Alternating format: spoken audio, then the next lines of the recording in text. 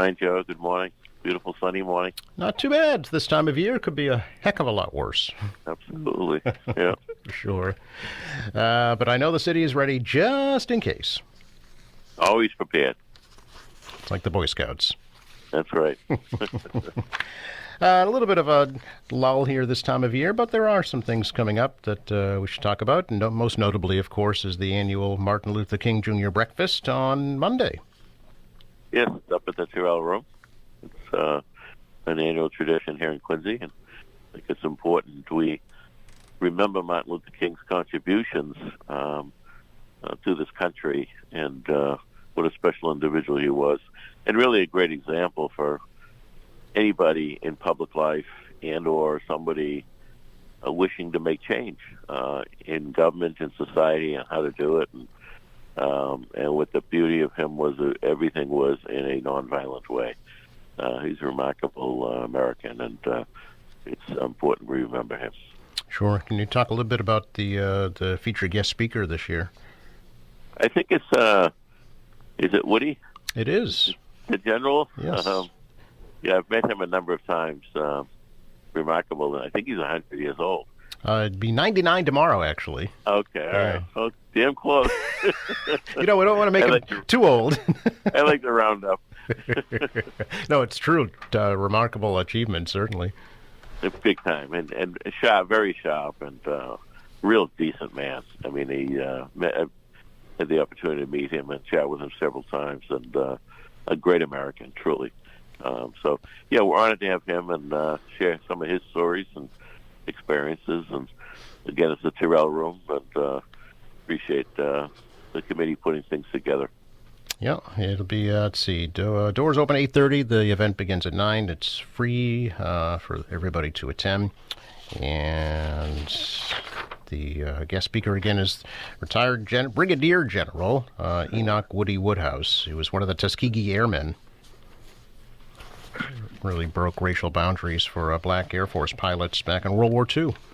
Big time, yep. And special guy. After that, Mayor, I know you're getting ready for your State of the City address. Yes, we have scheduled February 9th at Quincy High School, 7 o'clock p.m. And, yes, we will discuss the state of our city and have a late reception following in the CAF outside the auditorium there. So it will be open to the public. So we encourage people to go. It's hopefully it'll be a quiet night weather-wise. This time of year can always be tricky, but I look forward to it. It's an opportunity to update people on a number of issues, and we have a great city, great community, and I'm proud to serve with so many wonderful colleagues and incredible city employees who get the job done every day. So I haven't started really putting it together yet, but I was always a last-minute guy when it came to that school. So. I'm better under pressure. So it's that's a Monday night, I think, right? February 9th. Correct. Yep. 7 p.m. in the auditorium, obviously, at the high school. Yeah, the Lloyd Hill Auditorium. Sure. Correct. Very good. We are now in 2026, America 250. Anything planned here in Quincy that we can talk about? Working on some things, but nothing really to announce at this point. Okay. It is a special year, and we ought to really honor it and recognize it, and particularly, being here in Quincy where the Adamses and Hancocks walked.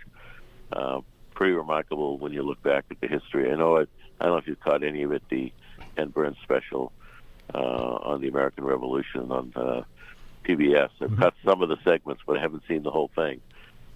Pretty remarkable. Learned a lot about some news stories. We obviously talk about the founding fathers and their contributions, but there were a lot of people involved, and I love how they pull out different individuals to talk about their contribution and what was going on.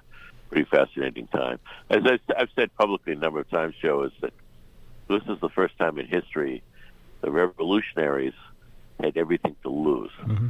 It's pretty remarkable when you think about that. These guys were all doing fairly well. The founding fathers, none of them were really poor.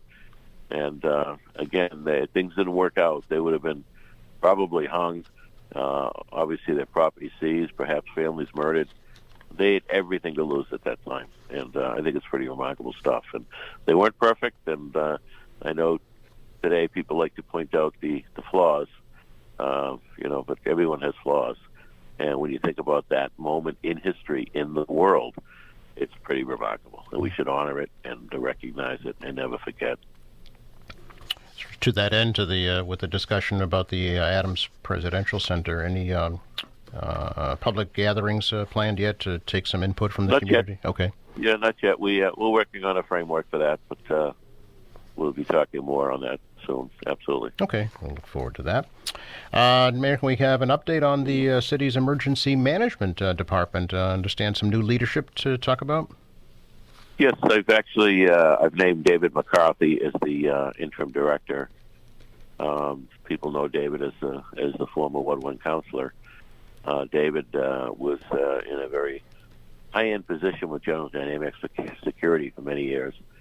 So he's got a great background on logistics and how to deal with things. But he also was the guy on the ground. And when you think about some of the issues we had, Ward 1 is usually the area, whether it's the Post Island area, was the House Neck area, parts of Germantown. That's when we've had a lot of challenges when it comes to coastal flooding and dealing with shelters and taking care of people. So he's been on the ground as a councilor doing that. He knows the city. He's got a good working relationship with department heads. So I think it's a good interim choice until we figure out. As you know, the opening came up pretty abruptly. So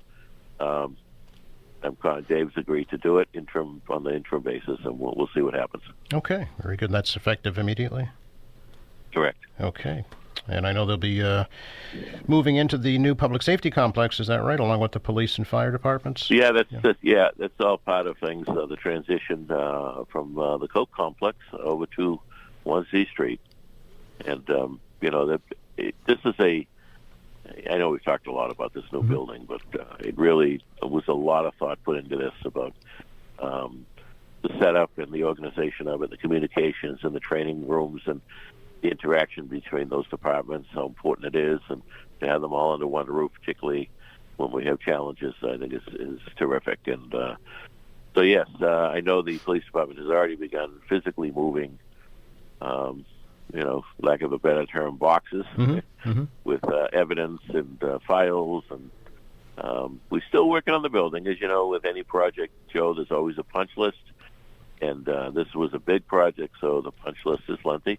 But it's typical in a project, and they'll continue to working through that until we make the decision when we'll open it up to the public. We still got, I would say, a few weeks to go. Okay, very good. With the emergency management, is there an actual staff with that department, Mayor, or is it mostly police and first responders?